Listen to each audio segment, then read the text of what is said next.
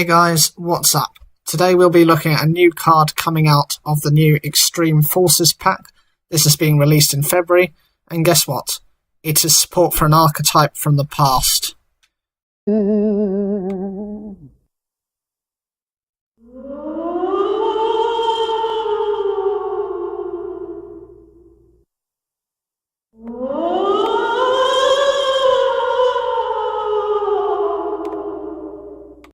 The Ghostrick's. Woo! Wait, what do you mean you guys aren't scared? Oh, I understand. Who would be scared of this person in a sheet? All kidding aside, guys, the new card's name is Ghostrick Reform. This is a normal trap card that has the following effect. You can only use the second effect of a card with this card's name once per turn. Its first effect: target one Ghostrick field spell card you control, return it to the hand, then activate one field spell from your hand or deck.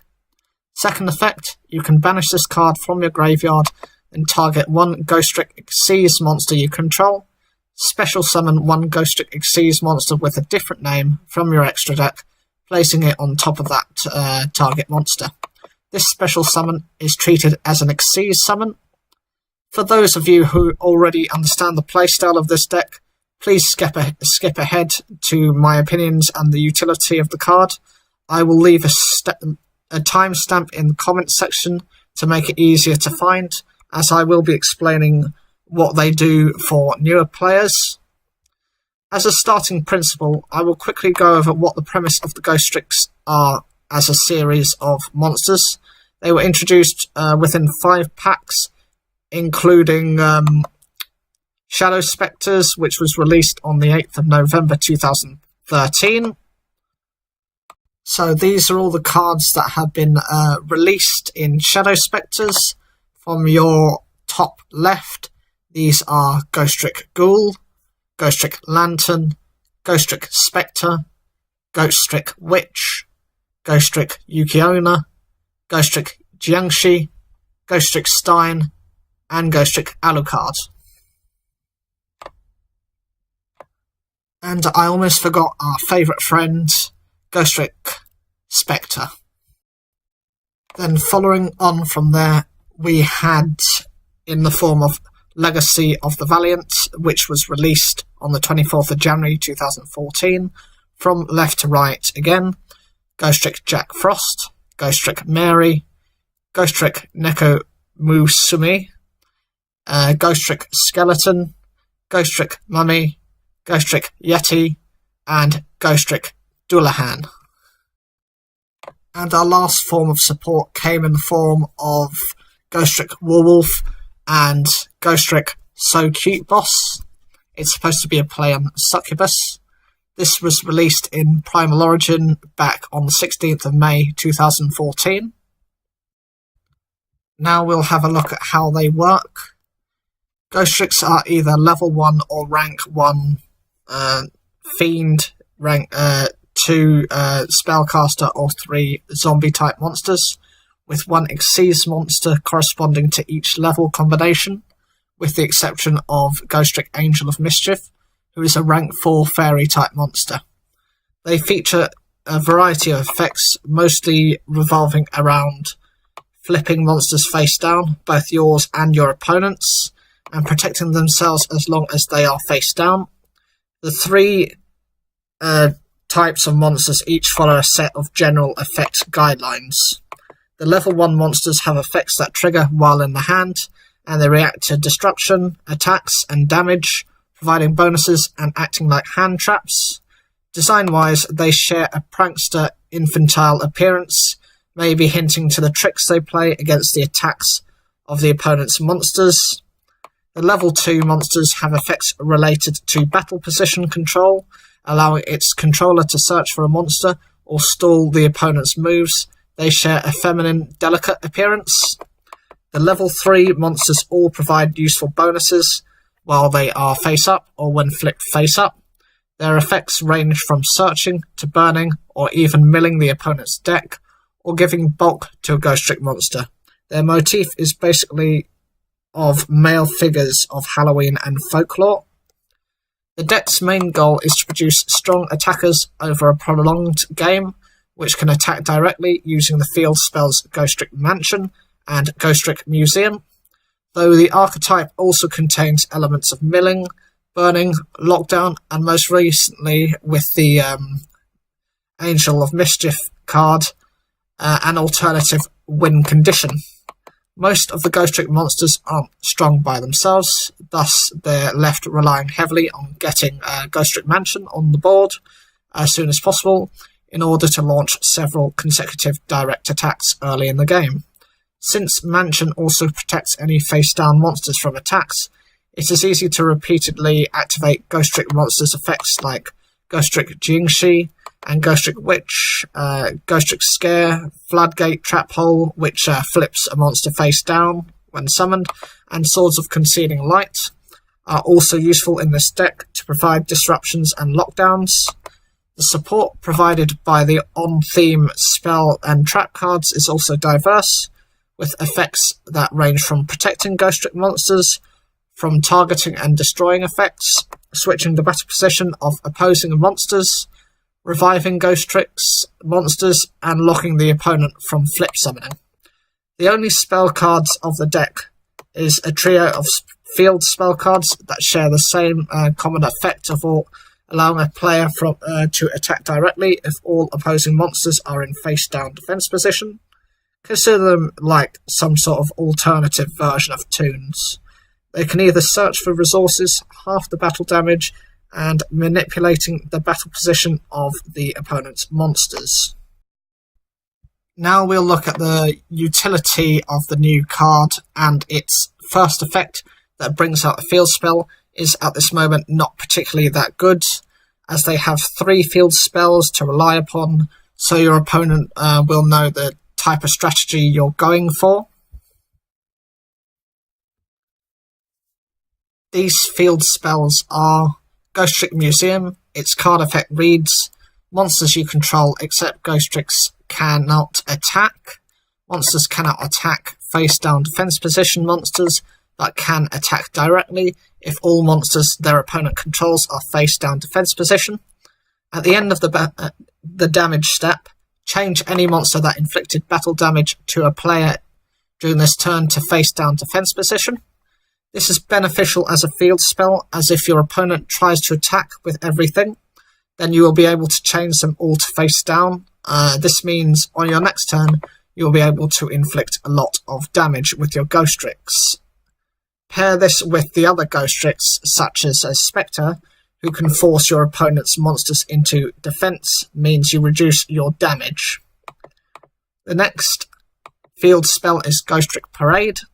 Its effect reads, monsters cannot attack face-down defense position monsters, but can attack directly if all monsters their opponent controls are face-down defense position. Your opponent takes no damage. When an opponent's monster declares a direct attack, you can add 1 Ghostrick card from your deck to your hand. This means that you can take no damage and force your opponent to attack you directly with cards such as Battle Mania and Staunch Defender to continue adding Ghostrick cards to your hand. The final field spell is Ghostrick Mansion. Its card effect reads, monsters cannot attack face-down defense position monsters, but can attack directly if all monsters their opponent controls are face-down defense position. All effect damage and battle damage inflicted by monsters other than Ghostrick monsters is halved. This field spell helps to protect your life points until you need perhaps a different field spell. Overall, when looking at the 3 cards, Parade has the best ability to search cards, but you could tag out this for Museum if you feel like your opponents would not be able to recover effectively from this. Although you could choose to be very tricky with this ability, as though the field spell you control that must be a Ghostrick and it have in its name, there are no requirements concerning the field spell used to replace it. There are some very dangerous field spells that synergize naturally with the Ghostricks. Examples include Xyz's Territory, which is the left card.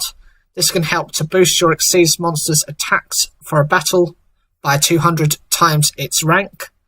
And the card on the right is Dark Sanctuary, that can help to stall from attacks and inflict damage to your opponent if they guess a coin flip wrong. Dreamland could also be used to destroy the highest level monster on the field if you control an Xyz monster, and there are various other examples. I will be making a separate video in relation to generic field spells that can support the Ghostrick archetype, if you'd like to check that out later. I'll hopefully have it up and ready within the next week. I'll be going over the various field spells that tend to be generic enough. As for Ghostrick Reform's second effect, they have a few Xyz monsters that they can rely upon. The fact that this card has double utility, once for its initial activation, and secondly whilst in the graveyard, will make it a favourable tech card in many players' decks who enjoy the Ghostricks. Their Xyz monsters range with the following effects. Ghostrick Dullahan, who can cut your opponent's monster's attack in half, and gains 200 attack for each Ghostrick on the field, including itself. Ghostrick Sokupor boss can destroy a monster with attack equal to or less than the total attack of the Ghostricks you have on the field, and that zone becomes unusable whilst this card remains on the field, and cannot be targeted for attacks whilst another Ghostrick monster is on your field. Ghostrick Alucard, who destroys a face-down card on the field and prevents other Ghostrick's monsters or face-down monsters from being attacked whilst it's on the field. And lastly, Ghostrick Angel of Mischief, the final Xyz monster that has its own win condition, where if 10 materials on the card exist, you win the duel automatically. It can search for a Ghostrick spell or trap, and can attach a Ghostrick monster from your hand as material once per turn. That's how you stack the materials. The main benefit of this card is that Xyz monsters in this archetype are more relied upon for their effects rather than for their stats, as when you compare them with the highest you'll find is Ghostrick Angel of Mischief, who you can clearly see has 2000 attack and 2500 defense. This means that you're also not holding onto a dead card, as typically the weakness of Xyz monsters are, unless they have some kind of material regeneration, such as this card, number 9, Dyson Sphere, who can retrieve its own materials. Also, your opponents will be aware of this and will try to force the activation of those monsters on cards they can afford to get rid of. A notable example is activating a face-down trap card in response to Alucard's effect.